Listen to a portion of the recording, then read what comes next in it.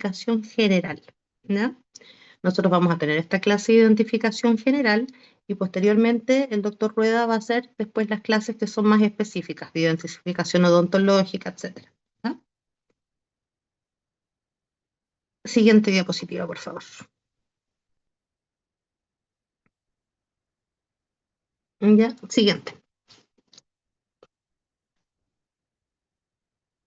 Bueno, los objetivos de esta clase son comprender como los conceptos generales de lo que es la identidad y la identificación general, también que conozcan un poco los métodos más utilizados en la actualidad y que también puedan analizar cuáles son las aplicaciones y los alcances de cada una de estas técnicas. ¿Ya? Eso es lo que nos interesa que aprendamos esta clase.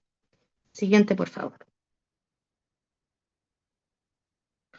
Nosotros ellos hemos visto ya en las otras clases un poquitito de esto, cuáles son las principales acciones forenses. Acuérdense que vimos en la clase que estuvimos discutiendo cuál es el campo de acción, ¿no es cierto? Vimos un poquitito como de la parte de derecho, etcétera, y ya habíamos hablado un poco de estas. Estas son las principales acciones forenses. Por un lado, tenemos los peritajes de lesiones, ¿ya? Eso lo vimos un poco como en lesionología.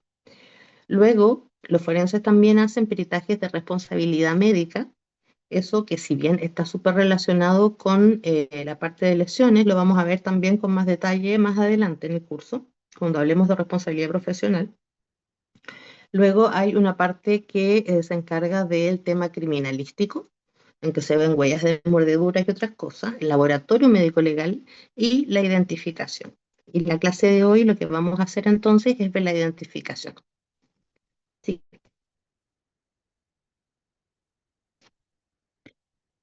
¿Pero para qué? Esa es una pregunta súper importante. ¿Para qué? ¿Por qué tenemos que, para qué nos sirve identificar? ¿Quién me puede decir?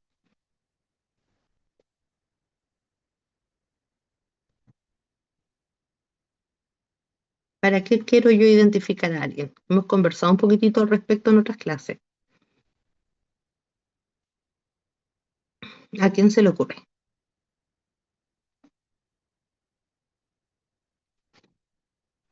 Para saber su contexto,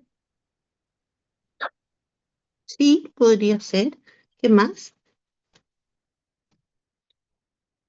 ¿Para qué me sirve saber que una persona que tengo enfrente es Juanita y no Sutanita, por ejemplo?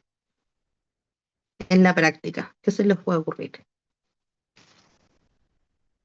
o sea, también si está desaparecida, determinar quién es, pues, para básicamente saber quién es. ¿Mm? Sí, para saber quién es. ¿A alguien más se le ocurre alguna otra cosa? ¿Algún otro motivo? Piensen en trámites, piensen en lo que hacen ustedes a diario, en como en la vida en general, digamos.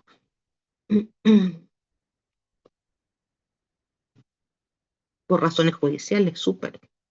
Por razones judiciales varias. Sí. Si tiene alguna responsabilidad penal en algo, sí, podría ser, justamente, para buscar algún culpable de algún ilícito, súper. ¿No? Hay varios motivos. Vamos a verlos a continuación. Siguiente, por favor.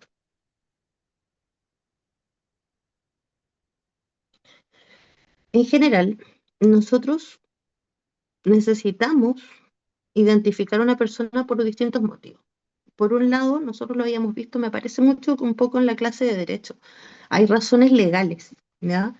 Cuando una persona fallece, se necesita una certificación de la muerte legal, por ejemplo, para tramitar todo lo que es la vida civil, ¿ya? Acuérdense que lo vimos cuando hablamos un poco de tanatología, que por ejemplo, si fallecía una persona, necesitaba un certificado de defunción, porque con ese certificado de defunción se empiezan a poder generar una serie de procedimientos, como por ejemplo tramitar herencias, tramitar seguros, eh, eh, un montón de cosas que tienen que ver con la vida civil de una persona, ¿ya? Entonces, para esa certificación de muerte legal se necesita que la persona esté plenamente identificada, ¿no es cierto?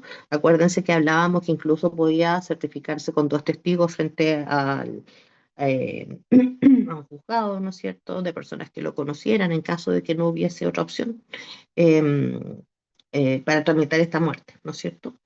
También hay razones humanitarias y culturales. que son sumamente importantes, ¿no? Porque nosotros estamos metidos en una sociedad, ¿no es cierto? Y tenemos una serie de costumbres, de hábitos, de ritos funerarios, etcétera. Piensen que nosotros en Chile tenemos como un ejemplo bastante importante de eso, con todo el tema de los detenidos desaparecidos, ¿no? Las familias, cuando alguien desaparece, que se presume muerto, por ejemplo, esas personas necesitan hacer el luto de un familiar fallecido. Pero si tú no tienes los restos, si tú no sabes qué pasó con esa persona, ese proceso se ve interrumpido y puede generar una serie de problemas, digamos, a nivel familiar, a nivel emocional, etcétera. Entonces, por razones humanitarias, por razones culturales, también es necesario tener identificado a las personas, especialmente a los fallecidos, saber qué pasó con ellos y poder darles sepultura, por ejemplo, ¿ya? Que es parte de lo que culturalmente nosotros pasamos y hacemos con nuestros seres queridos, ¿ya? Y por otro lado, también tenemos razones judiciales, ¿ya? Razones judiciales y criminalísticas en las cuales es necesario identificar a las personas para ver qué penas se le aplican a estas personas identificadas como culpables de un ilícito, así como también identificar a las víctimas. También se puede ver la afiliación, ¿ya? Etcétera. O sea, estos son motivos en general por los cuales necesitamos nosotros identificar a la gente, ¿ya? Legales, humanitarias, culturales, judiciales, criminalísticas, en grandes rasgos. Siguiente, por favor.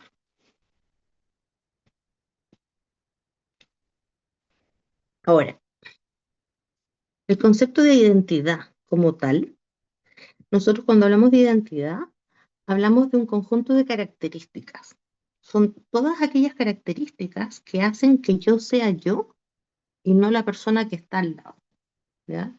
Si usted se pone a mirar a cualquier otra persona, a cualquier persona en una sala, por ejemplo, cuando están todos en la sala de clase, usted mira a la persona del lado, a sus dos compañeros más cercanos, pueden ser dos compañeras, digamos, y usted sabe que una es Juanita y que la otra es fulanita, ¿no es cierto?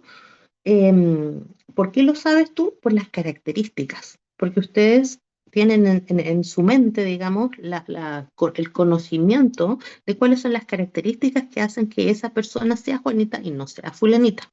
Porque resulta que a lo mejor una es morena, a lo mejor la otra es castaña, una tiene el pelo liso, la otra tiene el pelo crespo, una tiene ojos café, la otra tiene ojos color miel o colores verdes o celeste, etcétera.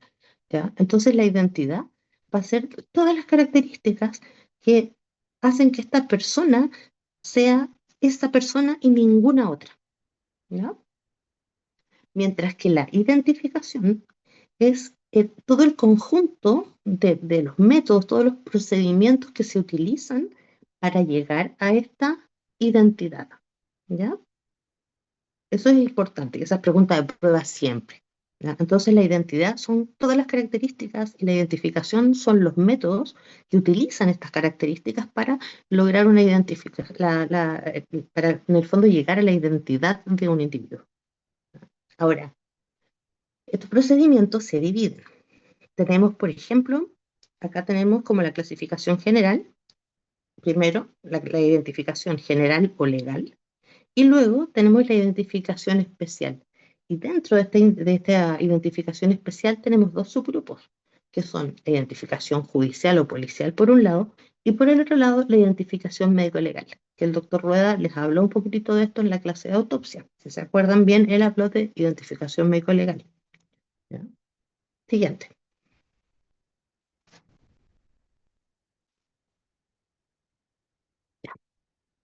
Ahora bien, ¿cómo? Hay algunos antecedentes históricos de la identificación que son súper interesantes. Nosotros, cuando estábamos en la época de las cavernas, y éramos cuatro gatitos en una cueva, porque éramos poca gente, ¿no es cierto? Eh, y al día de hoy también se usa. Lo primero que se utilizó para identificar es el recuerdo empírico, ¿ya?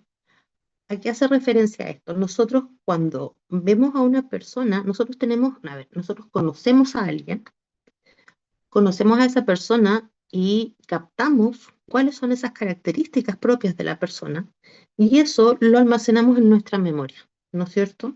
Entonces nosotros nos podemos encontrar con alguien en una fiesta, por ejemplo, conocemos a alguien súper, y a la semana siguiente a lo mejor vamos por la calle, vamos a ver a esta persona, vamos a captar las características de esa persona, las cuales vamos a comparar con nuestro recuerdo, con lo que tenemos en la cabeza y vamos a decir, ah, mira, yo lo conozco, ¿no es cierto? O yo la conozco. Sí, es conocido.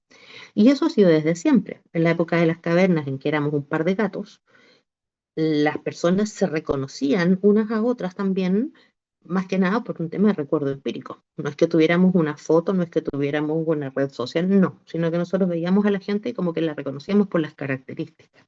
¿Ya? Ahora, ¿qué tan fiable es esto? Pues depende. Si son personas con las que estamos en contacto bastante, eh, que las conocimos bastante bien, que tenemos muy grabados los detalles, puede que pase bastante tiempo y estas personas las seguimos reconociendo por recuerdo empírico.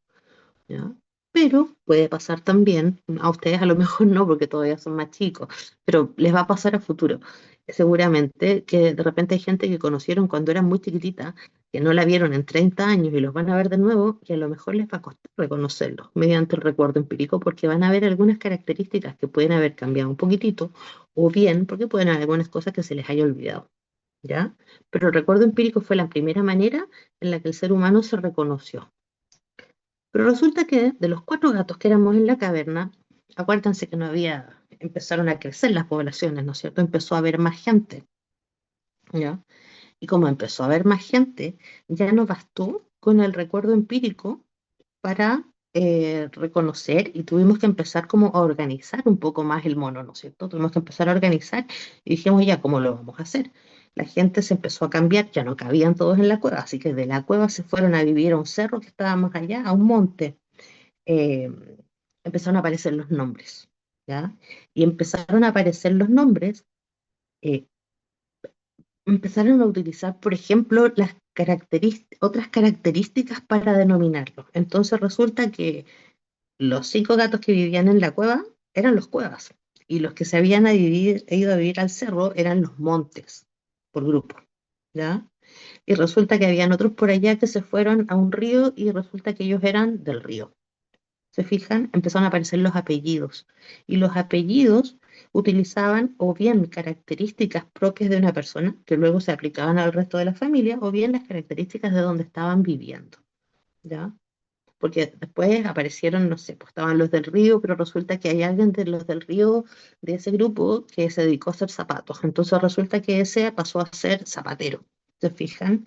Hay muchos apellidos que son relacionados con oficios en la antigüedad. ¿Mm? Hay muchos, muchos, muchos, muchos, y en todos los países, en todos lados.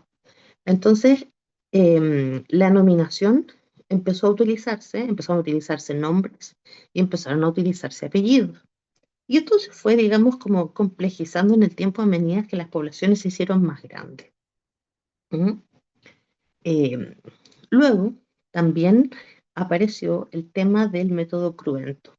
Y el método Cruento apareció principalmente porque con estas poblaciones, la gente siempre ha tenido su lado medio complicado y la vida en sociedad no es fácil. Y empezaron a aparecer personas que transgredían las normas de esas comunidades y a esas personas era de interés público mantenerlos identificados, con lo cual se requirieron otros métodos y el método cruento fue alguno de los que y ahí se utilizaron como 3 cosas. em, por un lado, el marcaje, en el cual a las personas se les hacía una marca en alguna zona visible, ¿ya? Que podía ser, por ejemplo, con un fierro al rojo, con un hierro al rojo, en que les tatuaban, les ponían el fierro como cuando marcan al ganado, se los ponían en la frente o algo así, con una flor de lis o con alguna figura, para informarle al resto de la población que esas personas habían cometido un ilícito, ¿ya? Porque esas personas generalmente cuando cometían algún delito los marcaban y los exiliaban, es decir, no podían vivir más en los pueblos, ¿ya? Luego, también junto con el marcaje se utilizó el tatuaje, ¿ya? Que el tatuaje es básicamente lo mismo que se hace ahora, o sea, era una marca con alguna coloración indeleble en algún lugar visible que también estaba indicando el tipo de delito que había en el que había incurrido la persona. ¿ya? Y dependiendo de los países, habían varios signos, flores de lis y otras cosas con las cuales se iban marcando a las personas. Y el tercer método, que también era del método cruento, era cuando la mutilación, ¿ya? Y eso se utilizó en muchos países, actualmente todavía se utilizan algunos. Me parece mucho que en algunas partes del Medio Oriente todavía le cortan la mano a los ladrones, por ejemplo. ¿Se fijan? No sé si se acuerdan, hace un par de años una noticia en Estación Central, me parece, o en Mails por ahí, que algún individuo de ascendencia asiática, coreano puede ser, que le haya cortado un dedo a alguien que lo pilló robando en una tienda. No sé si alguien se acordará de esa noticia. No sé si alguien se acuerda, pero pasó hace un par de años, no mucho, en que justamente, o sea, se vio, digamos, que nada que ver con la actualidad, pero, y en Chile más encima, pero se vio que sí, que un tipo llegó y le cortó un dedo a otro porque lo pilló robando en la tienda. Eso antiguamente habría sido clasificado dentro de los métodos cruentos de la mutilación. Y la mutilación era una manera de identificar, pero al mismo tiempo un castigo, era una pena, ¿no es cierto? Eran las dos cosas, era como pena y método de identificación. ¿Se fijan? Entonces, los motivos que vimos anteriormente para las necesidades de identificar y acá la explicación de cómo fue avanzando esto en el tiempo, desde el puro recuerdo hasta tener como la nominación, nombres, apellidos, etcétera, basándose en lugares, en oficios, etcétera. Y el método cruento que era como para los transgresores, para los delincuentes. Siguiente, por favor.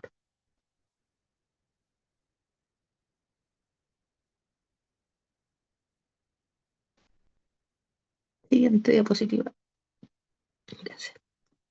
En Chilito, en 1924 apareció un decreto ley, que era el decreto número 26, que en el primer artículo dice eh, lo que está acá, literal: estableces en la República el servicio de identificación personal obligatorio según el sistema de Juan Bucetich y la descripción morfológica de Alfonso Bertillón, que los vamos a ver a continuación. Entonces, en este decreto ley se decía que se necesitaba identificar obligatoriamente a todas las personas utilizando estos métodos. ¿Y qué método encontraron que en el fondo utilizaba estos dos métodos y nuestra cédula de identidad? Nuestra cédula de identidad utiliza el método antropométrico, que fue postulado por Alfonso Bertillón, y el método biométrico, que fue postulado por Bucerich, que era un argentino, ¿ya? Y con esos dos métodos se creó en el fondo la cédula de identidad para cumplir con este decreto ley que obligaba a que las personas tuvieran la identificación por esta vía. Siguiente.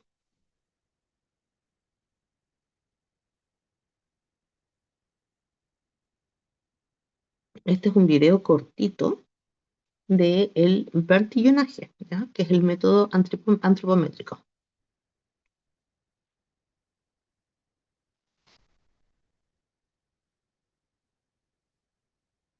así volumen, sí, pero es música, así que no importa.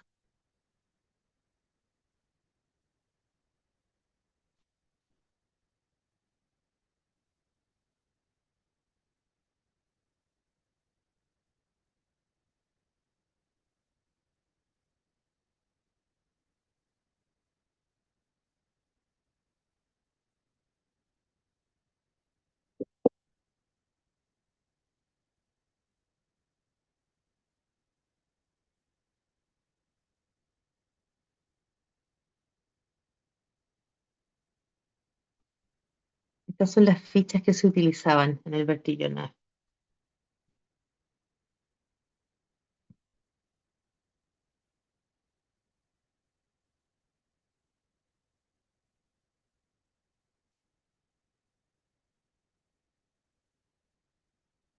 En España se empezó a utilizar en 1901 y en Chile en 1924. ¿Ya? Fueron un par de años después, no fue tanto.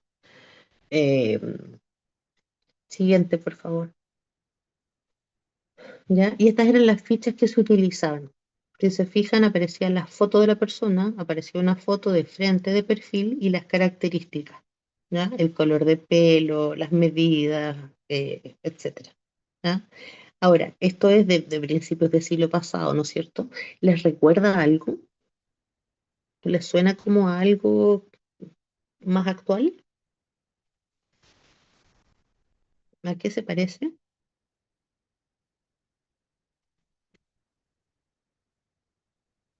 ¿Quién da más?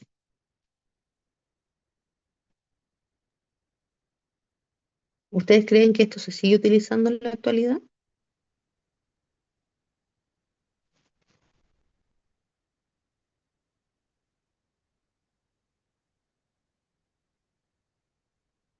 ¿Alguien? ¿Alguien? No, dice no hay. No. En identificación general, como que no, pero sí se sigue utilizando, ¿ya? Solamente que se utiliza en algunos casos especiales. Siguiente, ahí lo vamos a ver.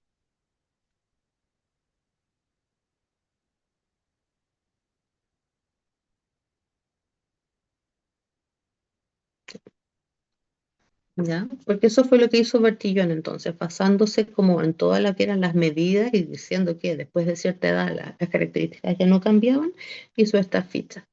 Luego llegó este caballero que es Juan Bucetich, que es un argentino, que en 1891, más o menos en la misma época, se basó en algunos trabajos que habían hecho en Europa y lo que hizo él fue postular empezó a utilizar la dactiloscopía, ¿ya? Y la dactiloscopia es el estudio de las improntas de las crestas papilares de los dedos, ¿ya?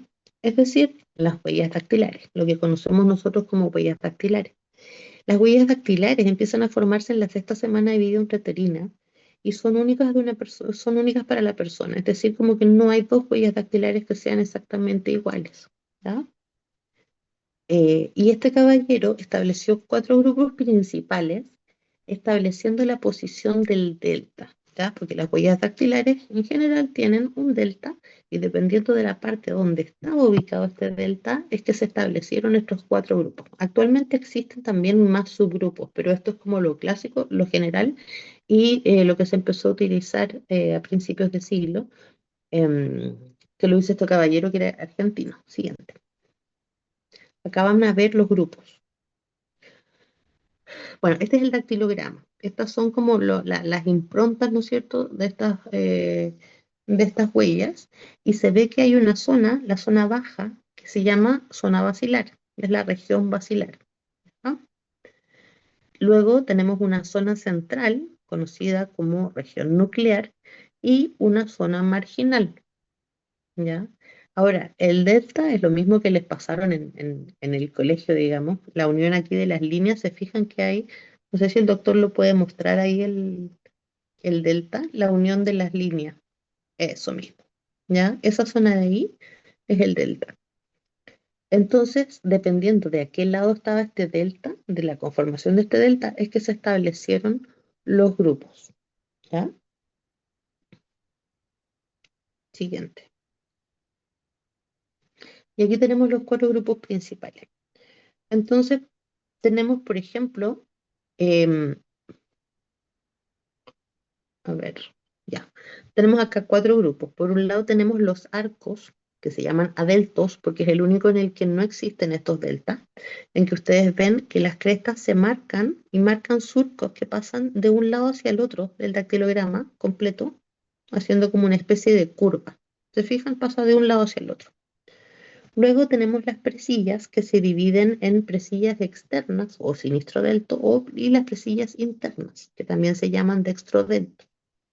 Las presillas externas, que es la de arriba a la derecha, ¿no es cierto? Tiene uno o más deltas a la izquierda del observador. Se fijan que en el lado izquierdo, no sé si el doctor lo puede mostrar ahí en la figura, en el lado izquierdo, en la zona basilar, se ve el delta, ¿ya? Y por el otro lado tenemos las líneas que ingresan al dactilograma, se dan como un loop hacia arriba y vuelven a salir hacia el mismo lado, ¿ya? Entonces ustedes ven que en la presilla externa está a la izquierda del observador. Luego, en la presilla interna o dextrodelto, se ve que el delta está a la derecha del observador, ¿ya? Y las líneas de la zona nuclear, ¿no es cierto?, de la región central, entran, se dan una vuelta hacia arriba como un loop y vuelven a salir por el mismo lado hacia la izquierda, ¿ya? Y el último grupo grande, que es los verticilos, que se le llaman ovideltos, se ven que hay dos deltas, dos formaciones deltas, uno a la derecha, uno a la izquierda, y que se ve como un caracolito, como que las marcas son un círculo central, ¿ya? No sé si lo pueden ver ahí, si se ve. ¿Ya? ¿En cuál? Entonces, ¿Verticilo? sí, el verticilo ahí, que es la zona central, ¿no es cierto? Pero tiene dos deltas, tiene un delta a la derecha y un delta a la izquierda. ¿Se fijan? Ahí tienen un delta y tienen el otro. Y en el otro, en el fondo, en la presilla interna, tienen el delta en la zona derecha, ahí, y en la presilla externa tienen el delta a la izquierda del observador. ¿Ya? Esos son los cuatro grupos principales. Siguiente, por favor. Ahora, hay un predominio se han hecho algunos estudios en que se ha visto que hay un predominio de ciertos patrones en poblaciones hispanoamericanas, en que la mayoría de las personas tiene presillas seguidas por los verticilos y los arcos, ¿ya? Ese es el orden en el que se ha visto. Ahora, también se ha visto em, por raza, como se hablaba antiguamente como por raza, en que los arcos, por ejemplo, predominan en razas de origen de ancestría negroide. Las presillas internas y externas son predominantes en caucasoides y los verticilos son predominantes en poblaciones asiáticas y amerindias, ¿no? Siguiente, por favor.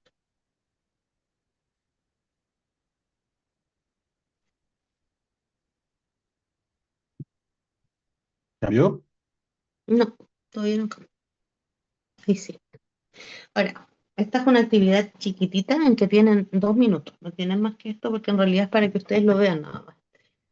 Ustedes están con su teléfono ahí en la mano, que seguramente tienen el teléfono por ahí a mano.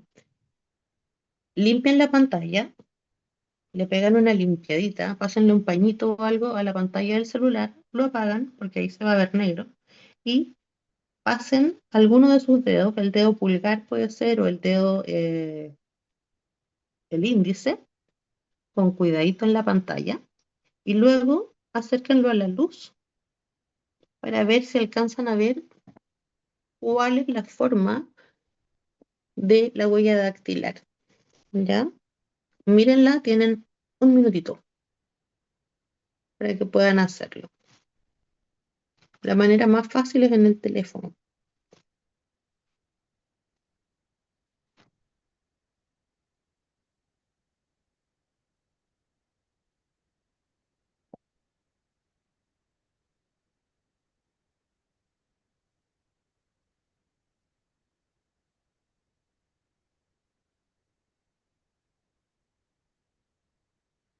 ¿Lo pudieron ver?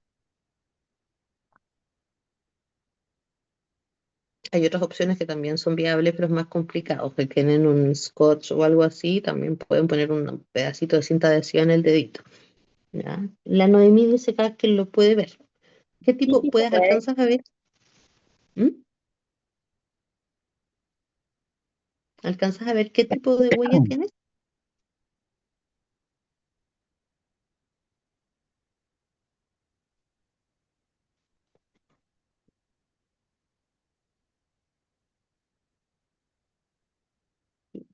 ¿Qué tipo de huella tienes en el dedo que probaste, por ejemplo? Era del loop a la derecha, dice Noemí.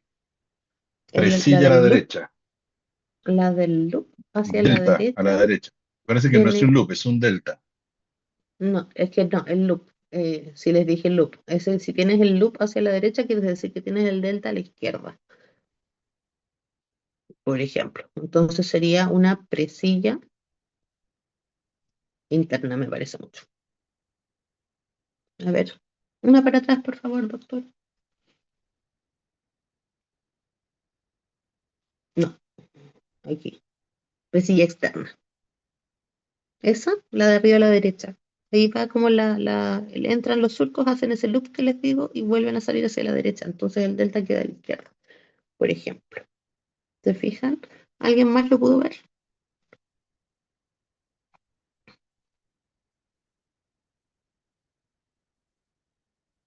¿Ustedes creen que tienen todos los dedos con las mismas huellas dactilares?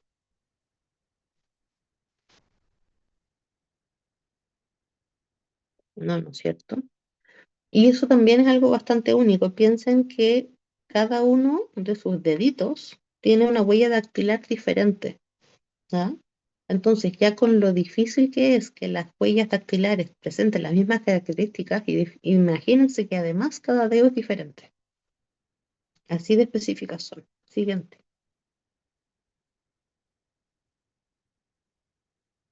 ¿Ya? Ahora, cuando uno analiza una huella dactilar, uno empieza, lo que busca son como puntos característicos. Y algunos de los puntos característicos que se pueden buscar son, por ejemplo, estos que están acá. Entonces uno analiza eso. Antes se hacía con unas lupas, antes se hacían con unas lupas que parecían como lupas de joyero, en que uno se veía como el criminalista ahí apoyado con estas lupas. Actualmente se usan programas computacionales. Y lo que uno busca son detallitos, como por ejemplo esas líneas de arriba que son islotes o alguna bifurcación en las líneas. De repente se pueden encontrar líneas que están como cortadas, ¿no es cierto?, que se interrumpen y que continúan. Hay algunas que son horquillas o empalmes. Hay bastantes figuras que son las que uno está buscando. Y se dice que hay que tener un cierto número de coincidencias para eh, para poder declarar como una identificación positiva. Sí, claro. Lo que pasa es que si tú te quemas esas huellas dactilares, y ya, pues, te quemas la yema de los dedos y claro, te borran las huellas dactilares, con lo cual ya no vas a tener con qué compararlas, ¿ya? Porque en el fondo, para la identificación es muy importante la comparación, ¿ya?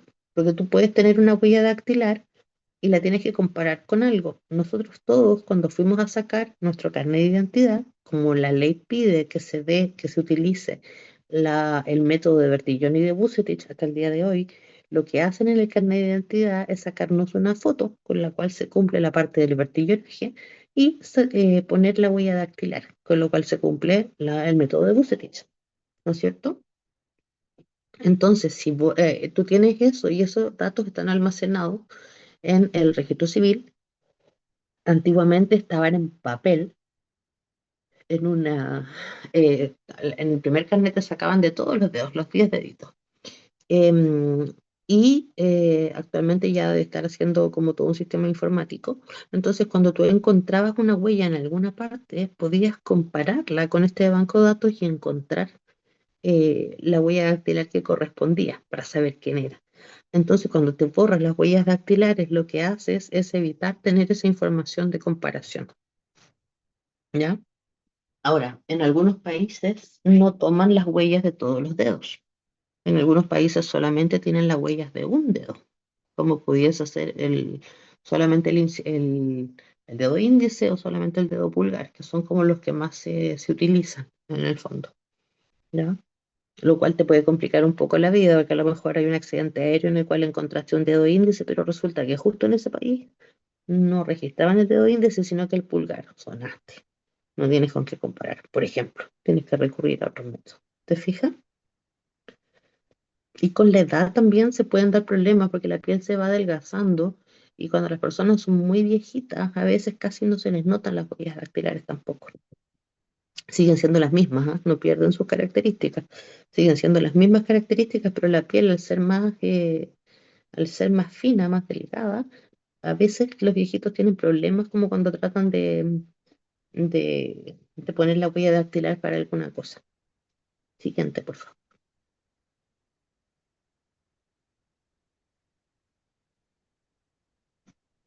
¿Ya? Entonces, con esas dos cosas, nosotros cumplimos con la parte de identificación general con estos dos métodos. Luego, nosotros hablamos que había una identificación especial también, en la cual ya se usan las técnicas que no son las habituales, porque lo habitual es la foto y la huella, ¿no es cierto?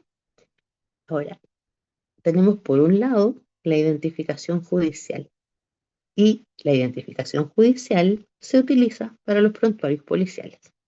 O sea, no a todo el mundo se le hace la identificación judicial, sino que solamente a la gente que los detuvieron, ¿no es cierto? Que los enrolaron, digamos, en el sistema judicial porque los detuvieron, a los delincuentes en general.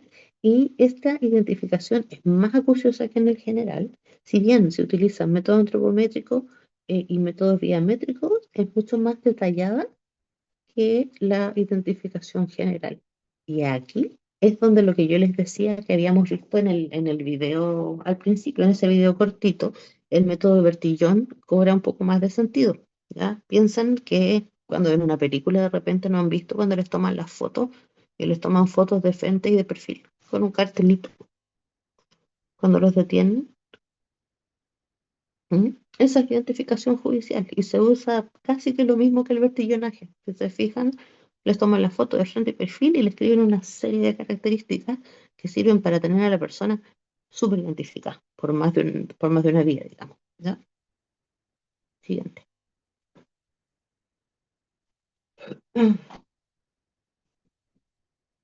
¿Mm?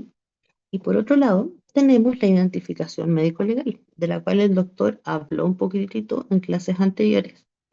Ahora, esta identificación general puede ser, o sea, médico legal, puede ser una identificación única, es decir, solamente de un individuo.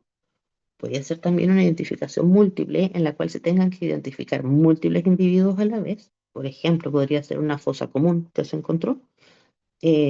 Pueden ser identificación de muestras dubitadas o de muestras indubitadas. ¿Ya? Las muestras dubitadas es aquella en las que no se sabe quién es y las muestras indubitadas es donde no hay duda, ¿ya? O sea que se sabe quién. Y la identificación médico-legal se puede llevar a cabo en personas vivas, se puede llevar a cabo en cadáveres, se puede llevar a cabo también en restos cadavéricos o en osamenta. ¿A quién se le ocurre en qué situaciones se puede tener que identificar a una persona viva, por ejemplo? ¿En qué casos? Quemados. ¿Perdón? Viva, persona viva. Por eso personas vivas que quedaron quemadas. Ah, sí, una persona que haya quedado quemada, digamos, sí, pudiese haber quedado desfigurada. Sí, Ujú. ¿en qué otro caso?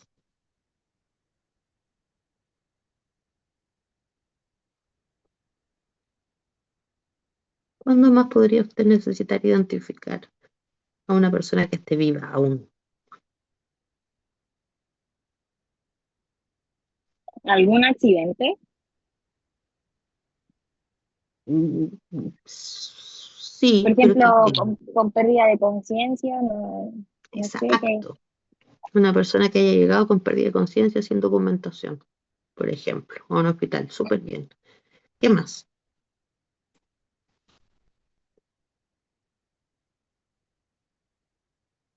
¿En qué otro caso?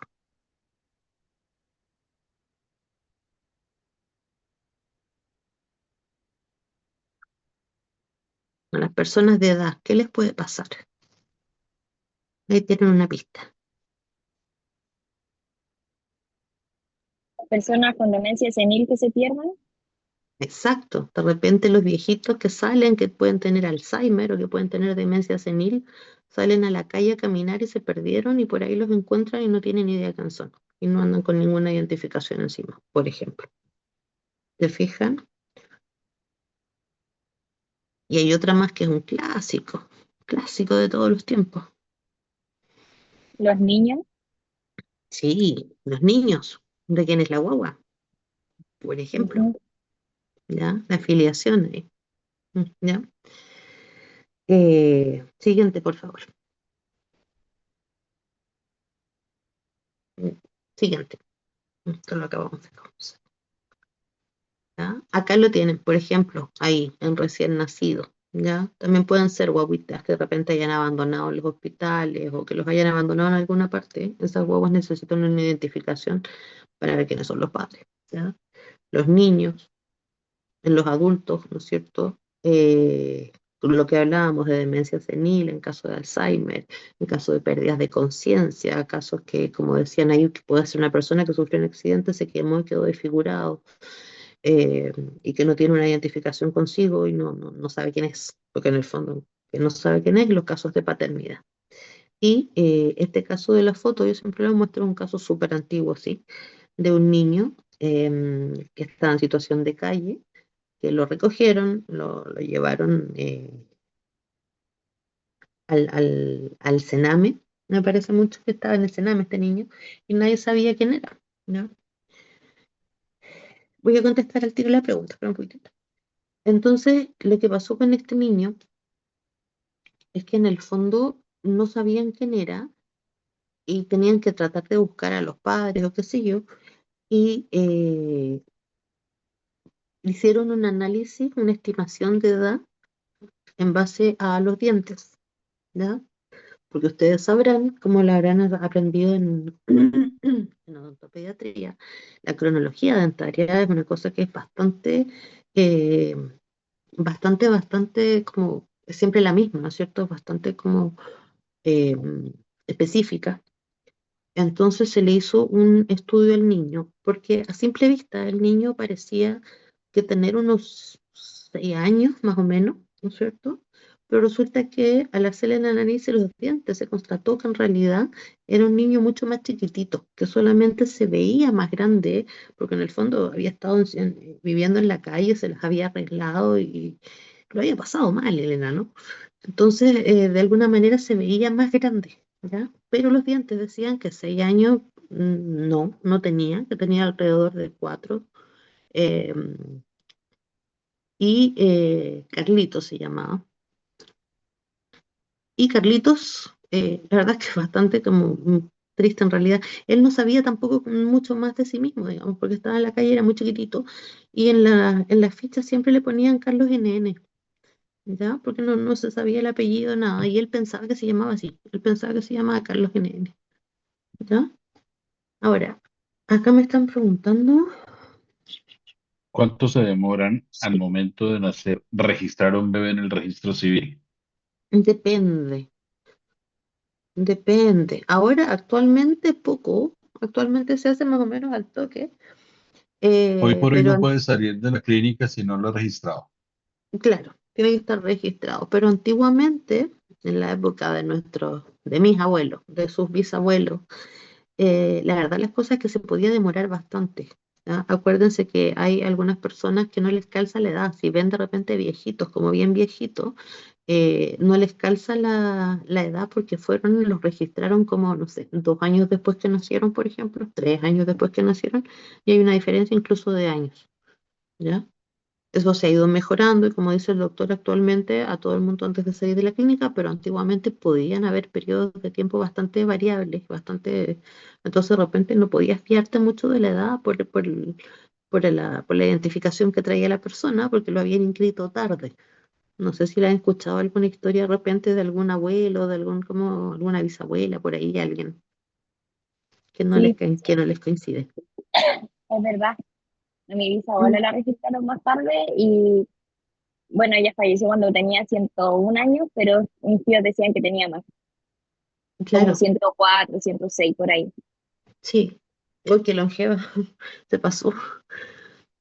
Pero sí, porque Bastante los grande. registros, sí, especialmente en zonas rurales, especialmente de repente como en los campos, que así como que la gente era más difícil ir a pegarse el pique, hacer el trámite, y pasaba harto tiempo, ¿ya?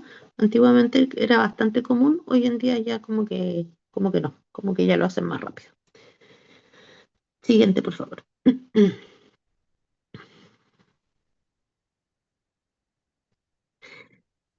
Otra situación en la cual se puede tener que hacer una identificación médico-legal es en el caso de cadáveres, ¿no es cierto? Y estos cadáveres pueden ser cadáveres frescos, como en la fotografía al lado izquierdo, o pueden ser cadáveres putrefactos, ¿no? Porque uno nunca sabe en qué estado va a aparecer el cadáver. En el cadáver fresco, por ejemplo, ¿en qué podrían ustedes fijarse? ¿Qué elementos podrían ustedes utilizar para llegar a una identificación? ¿A quién se le ocurre?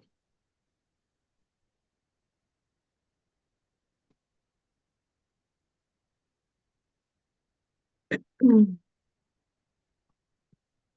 ¿Qué cosas podrían considerar ahí?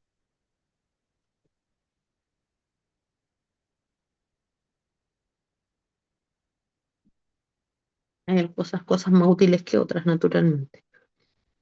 ¿A quién se le ocurre?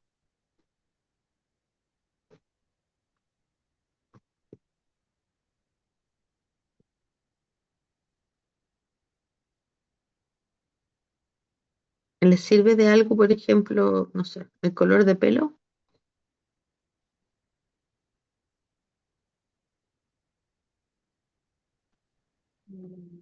El color, no, no creo, porque se puede cambiar, ¿no? Claro, por ejemplo, podría cambiarse. ¿Qué características crees que podrían servir de ese cadáver?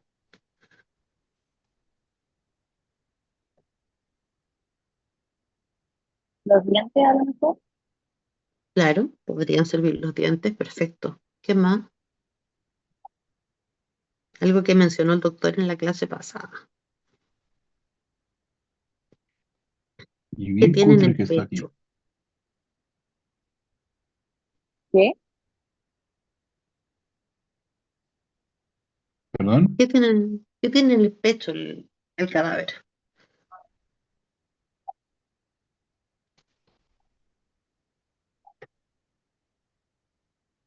Porque yo ahí estoy viendo un tatuaje.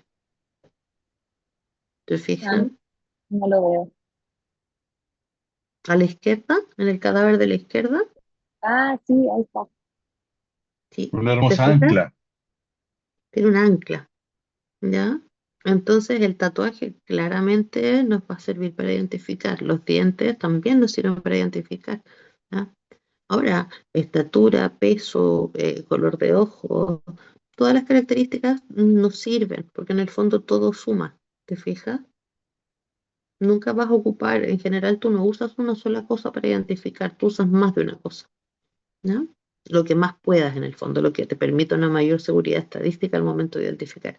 Pero en ese caso, por ejemplo, los dientes, súper, el tatuaje, súper, ¿no? Y también puedes recurrir tamaño, digamos, estatura, peso, color de ojos, color de piel, etcétera, ¿ya? Ahora, el problema está si nos encontramos con un cadáver como el de la derecha, ¿no es cierto? Porque ahí la cosa se nos complicó. ¿Y ahí qué podrían utilizar?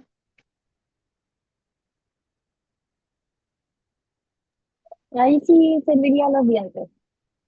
Los dientes, ¿no es cierto? Sí. Si te fijas, el cadáver está en un estado de putrefacción más o menos avanzado. Em, ¿En qué etapa está? ¿Quién se la juega? ¿En qué etapa está de la putrefacción este cadáver? ¿Quién se acuerda?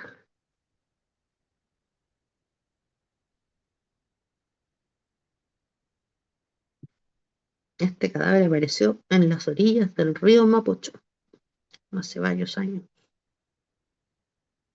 Y ya pasamos la primera etapa, ¿no es cierto? Está en estado enfisемatoso ya. Entonces, es muy difícil de reconocer a simple vista. Los dientes son una muy buena manera, si se fijan, están a la vista, están bastante claros. Eh, Quizás También tal se vez, podría intentar otra cosa. ¿Mm? También Dígame, se doctor. podría intentar otra cosa en este cadáver.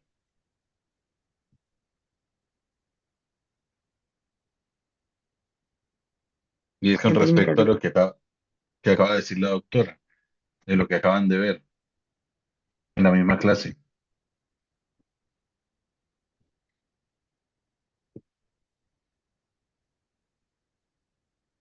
¿A alguien se le ocurre En qué más es- podría usarse?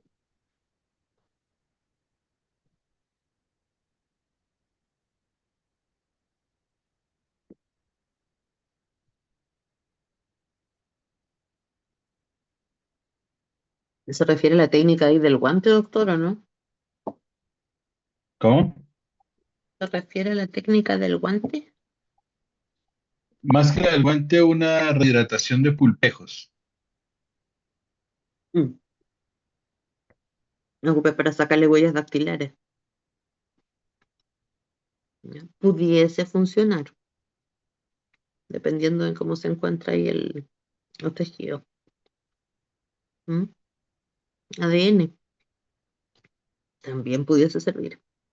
¿Te fijan? Entonces, depende de lo que tengamos, son los métodos que vamos a utilizar. Siguiente, por favor.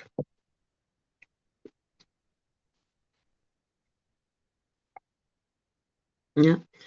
La identificación también se puede llevar a cabo en restos cadavéricos. No siempre se van a encontrar cadáveres completos. Uno puede encontrar fragmentos también, especialmente cuando hablamos de desastres masivos, ¿no es cierto?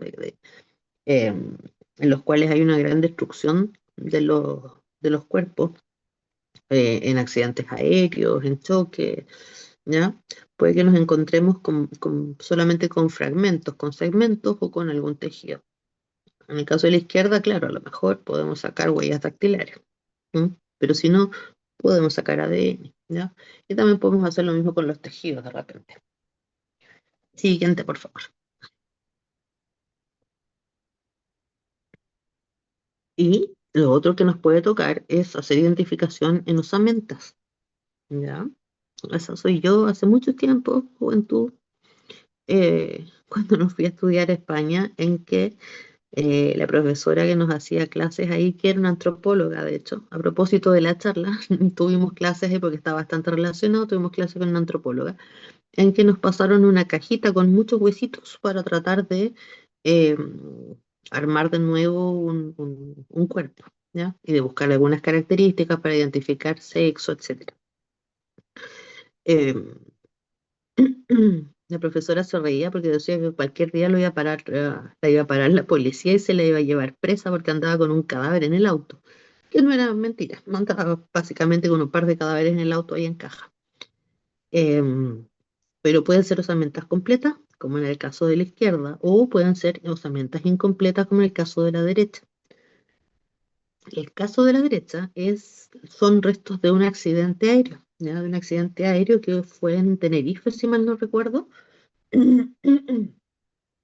Y es interesante porque si se fijan, eh, tenemos casi todos los dientes. Eran unas maxilares, digamos, que estaban bastante conservados, a los cuales se les podía hacer un súper buen odontograma, pero pese a así quedó sin identificar, ¿ya? ¿Por qué? ¿Qué es lo que falló ahí? Pese a tener todos estos antecedentes, ¿qué es lo que falló? ¿A quién se le ocurre? ¿Qué faltó? ¿Quedó sin qué, perdón, doctora? ¿Cómo?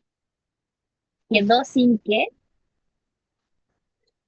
No, que tiene casi todos los dientes. Se le puede hacer un odontograma perfecto, pero quedó sin identificar. Ah, ¿podría haber No fallado el odontólogo a lo mejor en haber hecho la ficha clínica del paciente? pudiese haber fallado el odontólogo, sí. ¿Qué otra cosa podría haber pasado?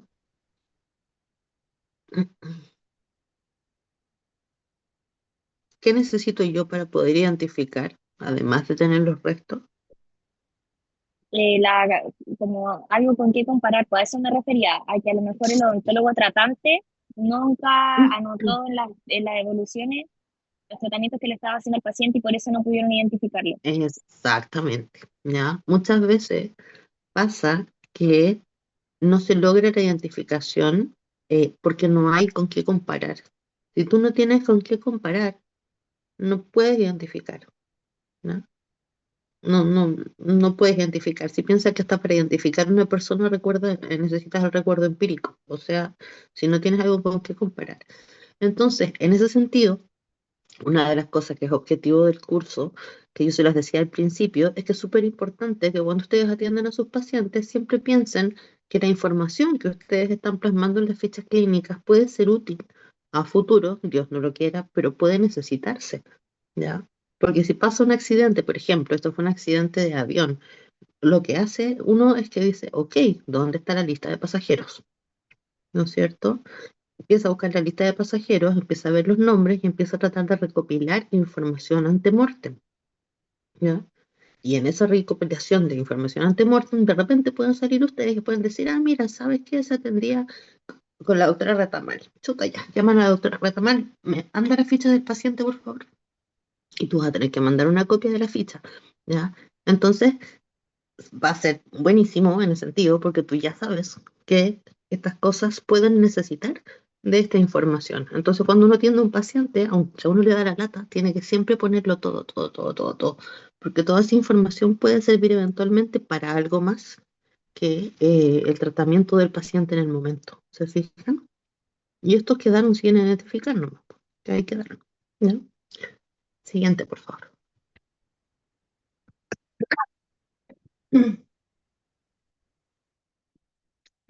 Ahora, yo no sé, el doctor Rueda está más metido en eso.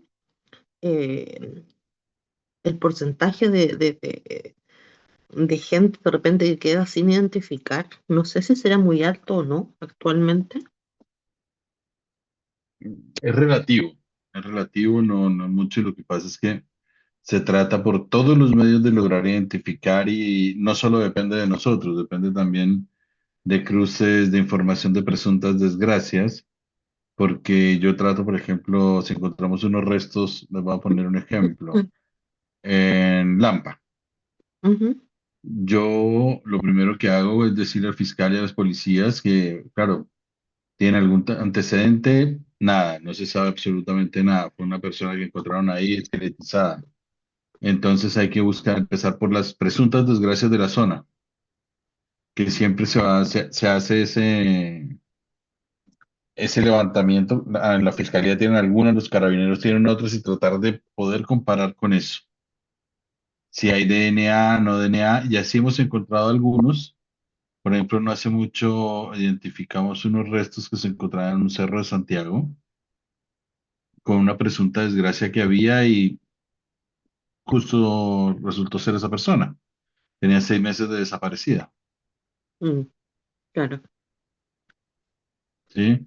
Pero Mm, también podemos tener cadáveres, sobre todo ahora es un poco difícil también, de extranjeros sin mm, identificar que no tiene o, ninguna afiliación. o personas que se identifican y tampoco las reclaman. Claro. Y eso después de un tiempo, porque tampoco quedan permanentemente en el servicio médico legal. Después de no me acuerdo cuántos meses, creo que se van a fosas comunes, ¿no? Es relativo, porque más que por la ley estamos dependiendo de lo que diga la fiscalía del caso, Mm, ¿sí? Porque obviamente nosotros no somos ningún depósito, entonces se claro. trata de hacer las inhumaciones que se hacen en patio de campo común, pero Ujú, debidamente individualizado en qué zona va a quedar, en qué punto va a quedar, por si de pronto aparece se puede reconocer porque ya se tienen los ADNs y da match con alguien, poderlo ir a retirar de allá para que le hagan su funeral. claro, claro. Ya. Ahora, hay otros métodos para identificar, ¿ya? No es lo único. Y son métodos que son clasificados hay como rutinarios, como especiales, complejos, complementarios y hay un pequeño grupo que es como de otros. Siguiente, por favor.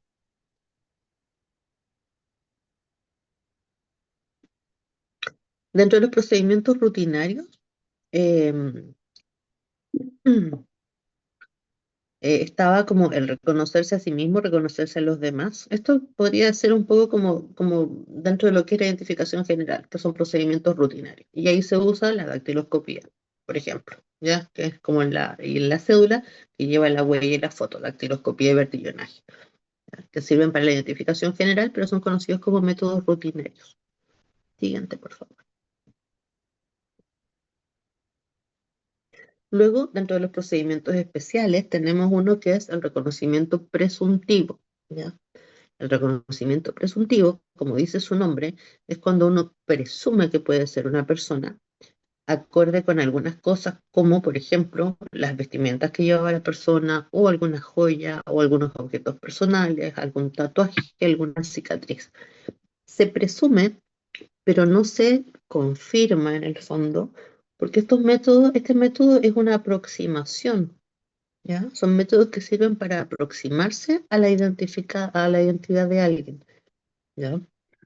Pero eh, la ley solamente acepta como métodos, ay, ¿cuál es la palabra? Fehaciente. Fehaciente. Como método fehaciente, gracias. Solamente acepta las huellas dactilares, el ADN y la odontología. Son los únicos tres métodos que se aceptan como fehacientes. Los demás son indiciarios, es decir, dan pistas acerca de la identidad, ayudan a la aproximación de una identidad. Uno de estos, por ejemplo, el reconocimiento presuntivo. La gente puede haberse cambiado la ropa entre ellos, sí. Puede que haya tomado las joyas una persona y la esté usando otra, sí. ¿Se acuerdan de la historia em, en la clase de historia, cuando estaban viendo la historia de la alegación alemana? Que en el fondo, Beckert lo que hizo fue ponerle el monóculo, ponerle el anillo, ponerle sus objetos personales a Ezequiel Tapia, que era el portero, y hacerse pasar por muerto, por ejemplo. ¿Ya? Hay que contextualizarlo en qué situación lo estamos viendo, naturalmente.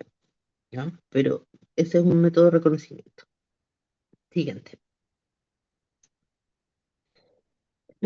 Tenemos el reconocimiento científico también. Ahí está la antropología física. Em, en que se ve también el estudio de los restos óseos. Hay un estudio tafonómico, que es el estudio del proceso mediante el cual el cuerpo se va descomponiendo. ¿M? Esa es la tafonomía. Y también estudios de sujeto vivo y de características biotipológicas. Los antropólogos en Estados Unidos, por lo menos, tienen unas granjas de cadáveres. No sé si alguien ha escuchado eso alguna vez. ¿Alguien ha escuchado de las granjas de cadáveres? Sí, sí, lo he escuchado. Ya, estas granjas de cadáveres en el fondo son con programas de donación de cuerpos en que tienen unos terrenos por ahí, en que ponen los cadáveres en distintas condiciones, en distintas situaciones, y estudian el proceso de descomposición. ¿Ya? Para ver si pueden conseguir datos que puedan ser como reproducibles en el fondo respecto de tiempo, respecto de fenómenos cadavéricos, cuánto se demoran, cuánto aparecen, si el cuerpo está sumergido, si el cuerpo está en una con mayor temperatura, menor temperatura, ¿no es cierto? Se ven como los factores externos y se hace como todo este estudio para tener información, por ejemplo. ¿Ya? Eso se hace en las granjas de cadáveres y eso se puede aplicar después cuando se tiene que hacer un reconocimiento científico de un cadáver. ¿Ah? También podemos utilizar la medicina. En la medicina también podemos encontrar características únicas del individuo de acuerdo a los tratamientos que puedan haber tenido. ¿Ya? Pueden haber algunos hallazgos médicos a la hora que le sacan una radiografía, un cadáver, etcétera, pueden encontrar, como por ejemplo ahí, que haya tenido una cirugía previa por una fractura. ¿Ya? Y que tenga placas y tornillos, o que tenga alguna cicatrización de alguna fractura antigua, se ve algún callo óseo, o cualquier cosa que pueda ser como un hallazgo médico en el fondo. Y esas características también nos ayudan para aproximarnos a la identidad del individuo. Siguiente.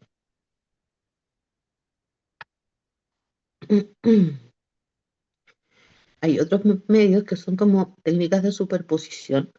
En este caso, por ejemplo, se utilizó, esto es un caso real, eh, de unas osamentas que aparecieron también en España y había un individuo que estaba como declarado como presunta desgracia y lo que se hizo fue superposiciones cráneo fotográfico, ¿ya? Se tomó el cráneo, esto está hecho, esto lo hice yo, esto lo hice yo cuando estaba estudiando, entonces no es la versión profesional. La versión profesional, en el fondo, se utilizan una serie de parámetros para evitar la distorsión de los tamaños, etcétera. Se marcan puntos craniométricos y se buscan coincidencias al superponer con una fotografía, ¿ya? También tiene que haber un número mínimo de coincidencias para poder decir que es una identificación positiva con este método, que naturalmente que no puede ser utilizado como único método porque el porcentaje, digamos, de aciertos, digamos, de identificación positiva no es tan alto, ¿ya? ¿Sirve? Sí, sí sirve. ¿Sirve como único método? No. Siempre hay que utilizarlo con otro, ¿ya? Y también se pueden hacer algunas suposiciones que son como la superposición de radiografías y radiografías, especialmente porque hay algunas características como los senos maxilares, ¿no es cierto? Los senos frontales y algunas otras características que son bastante únicas en los individuos, en que también se pueden hacer superposiciones. Siguiente, por favor.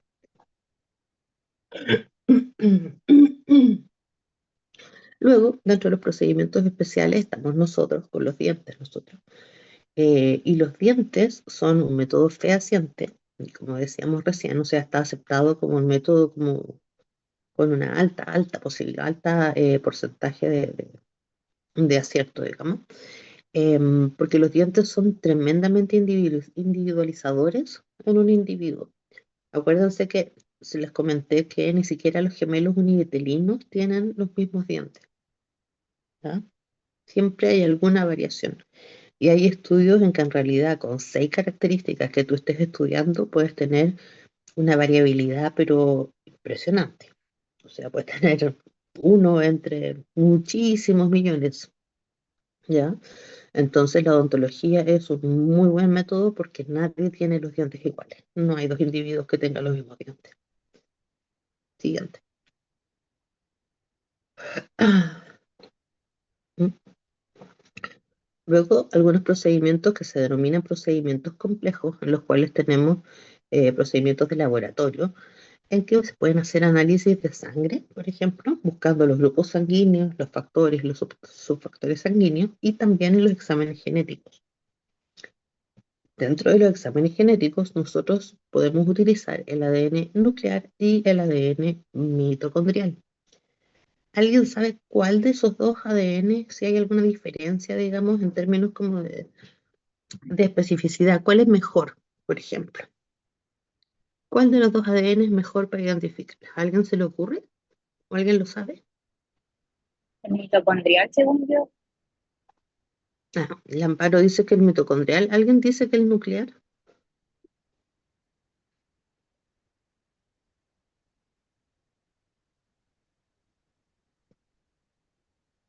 ¿O alguien más está de acuerdo con que es el mitocondrial?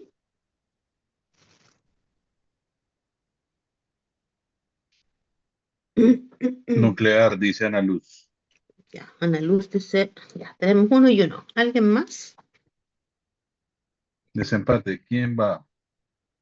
Claro, ¿quién va por el desempate? Nuclear, mitocondrial.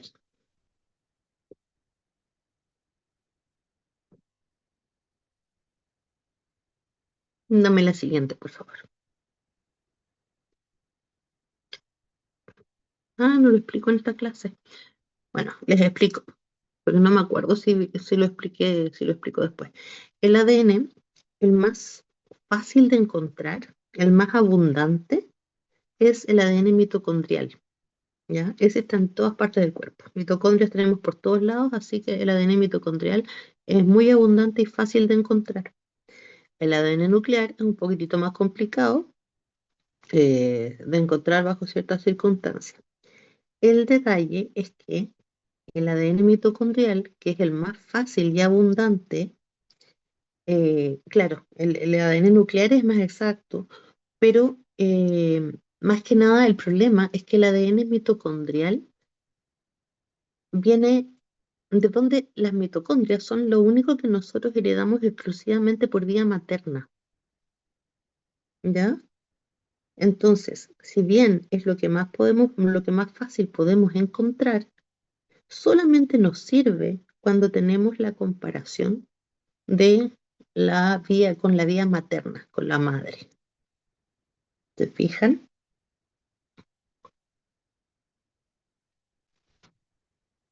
Porque resulta que si buscamos, si la persona, no sé, pues si es un padre el que está buscando a un hijo o una hija, y ese cuerpo, en ese cuerpo nosotros no encontramos ADN nuclear, sino que solamente encontramos mitocondrial, no nos va a servir. ¿Se fijan? Por eso es como que el que más nos sirve es el ADN nuclear, pero el que más fácil vamos a encontrar es el ADN mitocondrial. Y si Ahora, se hay un puede sacar. hermano, ¿Mm? si hay un hermano disponible para poder hacer la comparación, Con un hermano pudiese, pero no sé el porcentaje, ahí te estaría mintiendo. Te estaría mintiendo porque no sé el porcentaje que te daría en el fondo de compatibilidad, porque claro, sí, tendrían como la misma mezcla genética, pero no sé si sería lo mismo que con la mamá, por ejemplo. Te mentiría. Ahí Con sí un, que te mentiría. con un hermano se hace con ADN nuclear. Lo único que te va a decir con ADN mitocondrial es que vienen de la misma madre, no más. Claro, por eso, es que si se puede con un hermano y se sabe que es de la misma madre, entonces es Pero su no te va, familia. pero lo que pasa es que, a ver, claro, es de la misma madre, pero si tenemos un universo cerrado y tenemos una Mm. seguridad de que es la única persona que se está buscando y está desaparecida, puedo llegar a crearme una convicción. Si no, solo me va a poder decir que es familiar. ¿Me entiendes?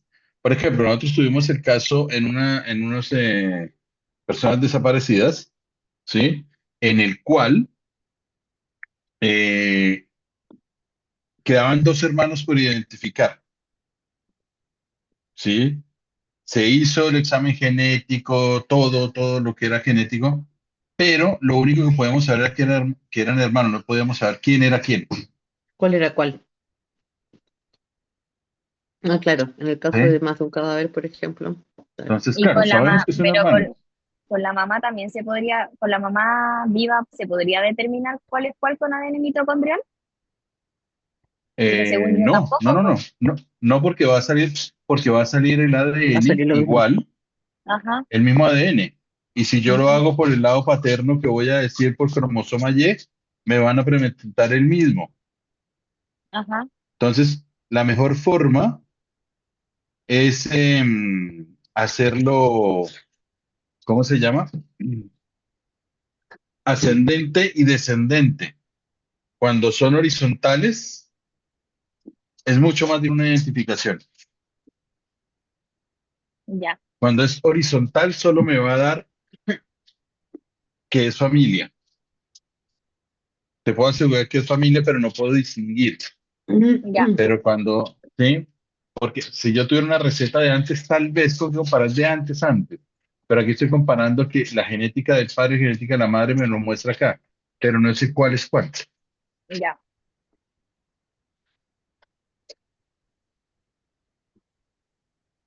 Bueno, siguiendo con los métodos, tenemos este otro acá, que también son métodos complementarios, que son técnicas de reconstrucción. Y estas puede que las hayan visto. Hay varios programas de repente como gringos en donde aparecen estas cosas, pero no es el único país donde se usan. También se usan en Reino Unido y en algunas otras partes. Que son las técnicas de reconstrucción que pueden ser de tipo manual o de tipo computacional, ¿ya? Esta que estamos viendo acá, por ejemplo, es una reconstrucción computacional que se basó en el cráneo de Johann Sebastian Bach, el músico, en que se hizo una reconstrucción de cómo se habría visto él cuando estaba vivo utilizando el cráneo, ¿ya? Un escáner del cráneo y un sistema computacional que puede sacar más o menos una idea de cómo se veía esta persona en vida. Y la otra manera de hacerlo es un método manual. Siguiente, por favor.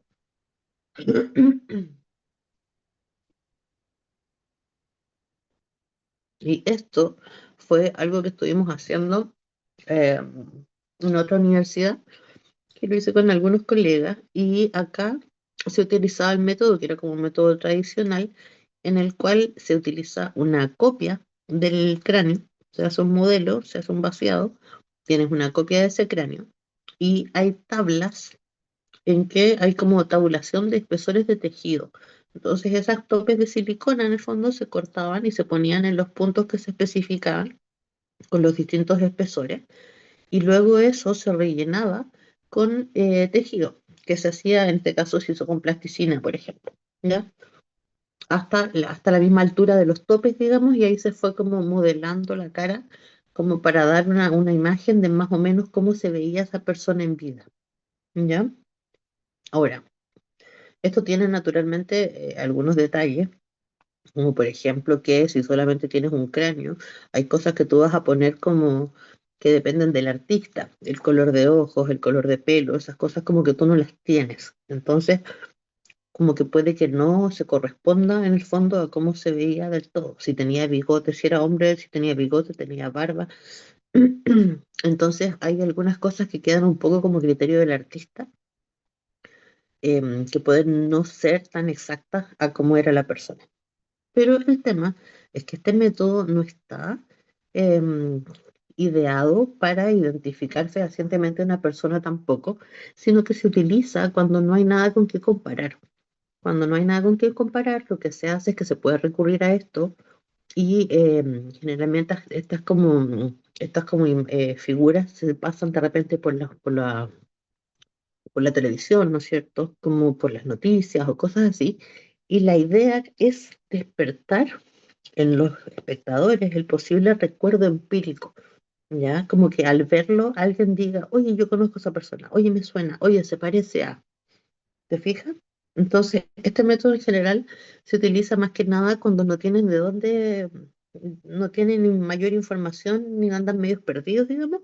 Se puede recurrir a esto y ver si es que funciona que al mostrárselo a la gente alguien lo pueda reconocer, ¿ya? Y partir de ahí. Es un dato como dicen, ok, puede que sea esta persona, busquemos por este lado, ¿ya?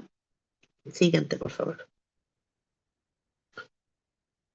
También tenemos por otro lado el dibujo forense, que antiguamente se hacía también mucho más como al ojo, digamos, hoy está bastante más estandarizado, que también puede servir un poco como para lo mismo, para despertar el recuerdo empírico en algunas personas, pero que si ustedes observan como que la exactitud o no es media relativa, ¿no?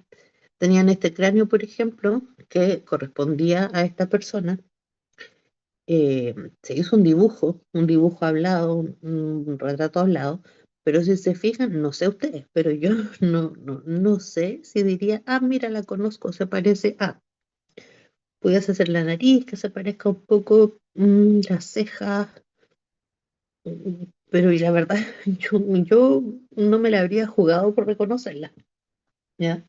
En algunos casos puede que resulte más exacto naturalmente, pero no son métodos que uno diga así, súper fiable, hacemos esto nada más y ya. Siguiente. Por Mira, eso son perdón, complementarios. perdón, ¿Mm? también doy otra opinión ahí, que el dibujo forense también no solo depende de la habilidad del dibujante, sino de la capacidad de descripción que tenga la persona que El está testigo. dando los datos. Sí, Describir es una cosa muy difícil. Yo les puedo apostar aquí que ustedes tratan de decirnos ahorita cómo es su mejor amigo. Podemos poner una foto que quiera y la vea, a ver si lo describe perfectamente y no van a encontrar las palabras exactas para que un dibujante de pronto pueda hacer eso. también. Por eso se hicieron una cuestión que se llama Identikits, donde dan ciertas características y van mostrando el tipo de dibujo de, digamos, los ojos. Hay 20 tipos de ojos y la gente de esa manera va eligiendo mejor que de pronto ir haciendo la descripción. Porque, por ejemplo, aquí la nariz de esta señora, ¿cómo la describiríamos? Claro. Yo creo que todos podríamos decir de una manera diferente. Entonces, eso es muy importante. Era una pequeña acotación. Ujú, sí, sí. Y también tiene que cumplirse una serie de características a la hora de dar como información de cómo se veía una persona. Um, las salas donde dan la información, por ejemplo, tienen que tener características, no deberían haber cuadros colgados con figuras humanas, porque de repente el cerebro como que juega chueco y agarra información que está a la mano, que no es la que necesita. Siguiente, por favor. Hay otros recursos también que pueden ser utilizados, que están en distintos estados de estudio. em, en la voz, reconocimiento por la voz. Se puede hacer reconocimientos por los iris, por las uñas. Se pueden ver las huellas labiales, las arrugas palatinas, que las van a ver con el doctor más adelante. Pero que son métodos que no están aceptados como fehacientes tampoco. Algunos de ellos sí se utilizan, por ejemplo, en dispositivos de seguridad, ¿ya? Acuérdense que algunos teléfonos se pueden desbloquear con reconocimiento facial. por ejemplo. ¿Ya? Entonces son métodos que de alguna manera sí se usan para identificar, em, pero más que nada como en términos como de seguridad, digámoslo así. ¿Se puede utilizar también como para identificar? Sí, pero falta todavía estudiarlos más. ¿Ya? Siguiente, por favor. Ahora, los métodos de identificación, y esto es importante, tienen que cumplir con algunas características, ¿no?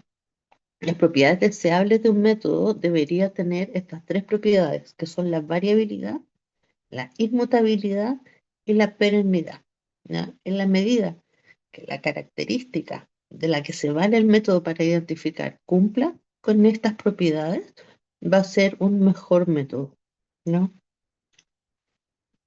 Siguiente.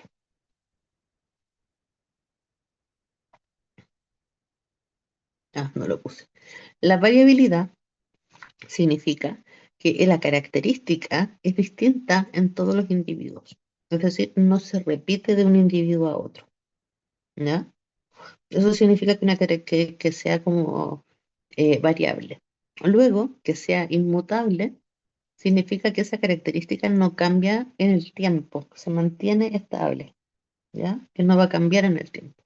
Y perenne, que es una característica que dura toda la vida, que dura mucho, mucho tiempo, ¿ya? Entonces, ¿cuáles de los métodos, por ejemplo, que dijimos, creen ustedes que cumplen con estas características de los que vimos recién? ¿Podría volver a colocar los métodos? Doctor, para atrás. No, los métodos más atrás. Voy.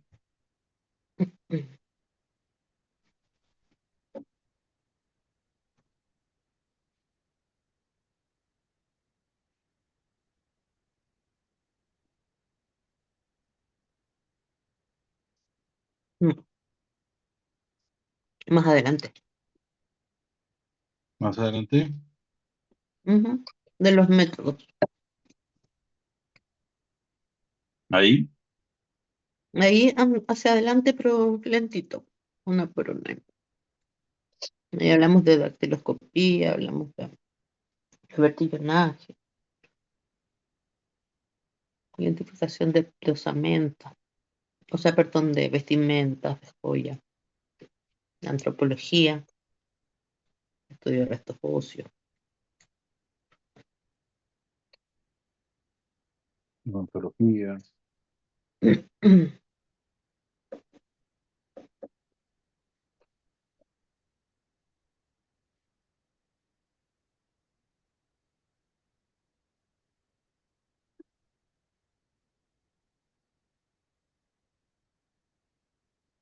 ¿Qué creen ustedes por ahí? Ya, la pregunta era, ¿Qué método crees tú que cumple con las tres características o que puedes ver como que cumple con más características? Variable, inmutable y perenne.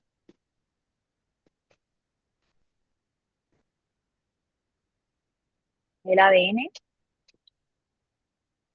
Claro, excelente. Es el mismo, es distinto en todas las personas, no cambia, se mantiene toda la vida. Súper. ¿Algún otro?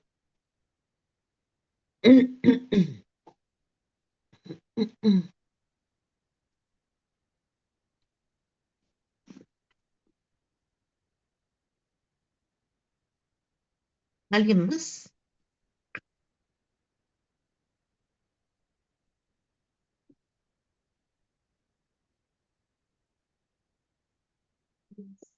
Mm,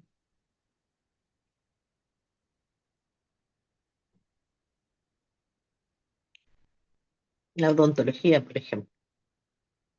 Los dientes que son distintos en todos los individuos, no cambian, a menos que haya alguna intervención externa, digamos, odontológica. No deberían cambiar y deberían mantenerse toda la vida. ¿Te fijan? Más adelante, siguiente.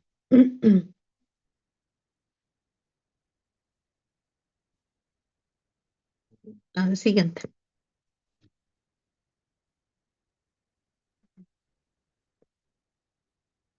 Siguiente. ¿Hasta dónde estábamos? Acá. Entonces, lo importante en identificación es que tenemos, ¿no es cierto?, nuestro sujeto a identificar y tenemos los antecedentes, tenemos que buscar los antecedentes. Y se hace una comparación. Y de acuerdo con esta comparación, se puede llegar a resultados que pudiese ser un resultado positivo, un resultado negativo o un resultado dudoso. Esto lo ven con más detalle en la clase del doctor de desastres masivos, me parece mucho.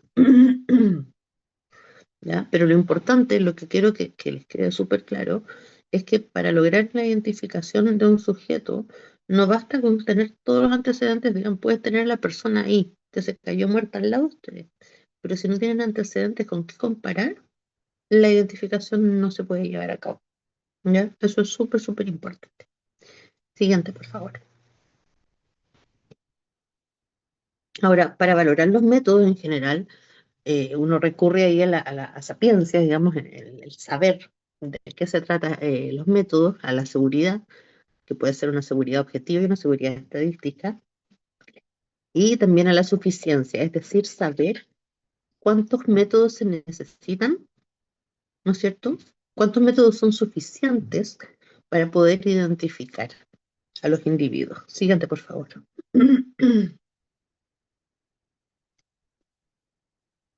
Y para terminar, no sé si les suena esta foto de alguna parte, ¿la han visto? ¿Es cara conocida?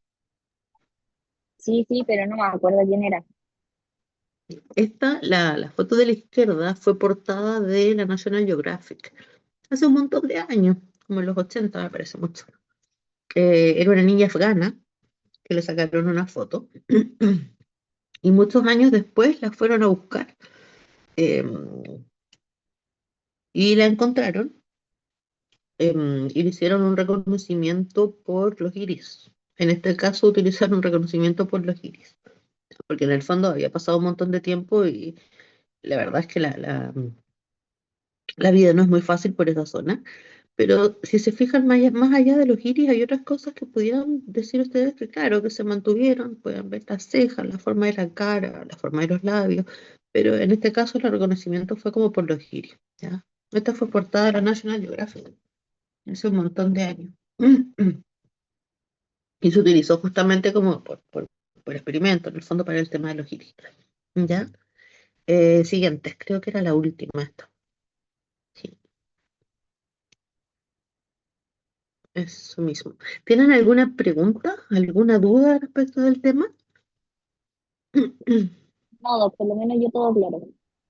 ¿Sí? Gracias. ¿Alguien más que tenga alguna pregunta?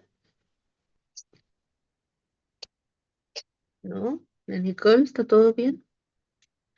Bueno, para los que llegaron tarde, súper. Para los que llegaron tarde, acuérdense entonces que el 15 que vamos a tener una clase más. ¿A cuánto estamos? No, estamos a primero. Tenemos como una o dos clases más.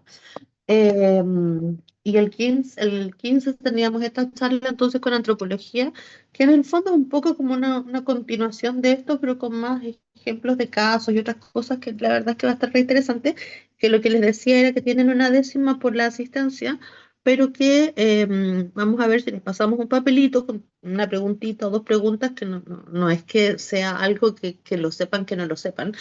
Em, pero que al responder esas preguntitas a la salida, eso también les va a dar otras décimas más. Vamos a conversar con el doctor para ver si es 0,3, 0,4 décimas más para una prueba, ¿ya? Así que ese les conviene, ¿ya? Se los voy a poner en anuncios de todas maneras eso antes de la charla y como me dijeron de arriba, seguramente les van a avisar que la clínica ese día, para la gente, los 14 estudiantes creo que eran que tenían clínica, la van a cerrar antes, digamos, para que puedan ir. No sé si van a suspender las actividades para que vayan, algo así. Si no les han avisado, seguramente les van a avisar, ¿ya? ¿Cuándo Así es que eso, eso, doctora? eso es el 15, y el 15 de Ya, octubre, que es ya, miércoles, es de las 11:30 a la 1. No es muy Ya, largo. ¿Ya? Y va a ser interesante porque también va a haber una antropóloga, entonces tienen como dos visiones que les van a complementar un poco más el tema. Y es de identidad, pues, y es de identificación. ¿Ya? Ya, pues chicas y chicos, los dejo para que se vayan a dormir, a descansar o a estudiar un poquito, aunque ya está, a esta hora ya. no, ya no, ya, doctora, No, gracias. no, a esta hora yo creo que ya la neurona hizo. A esta hora lo que Sí, tienen que Así, hacer es cenar y a la cama. ya la cama. exacto, Efectivamente. calentitos. Ya, Ya, pues doctora, muchas chicas, nos gracias. vemos la próxima Cuídese. semana. Que Que estén muy estés bien. bien. Chao, chao. A Chao. mimir todos, que estén muy bien, hasta luego.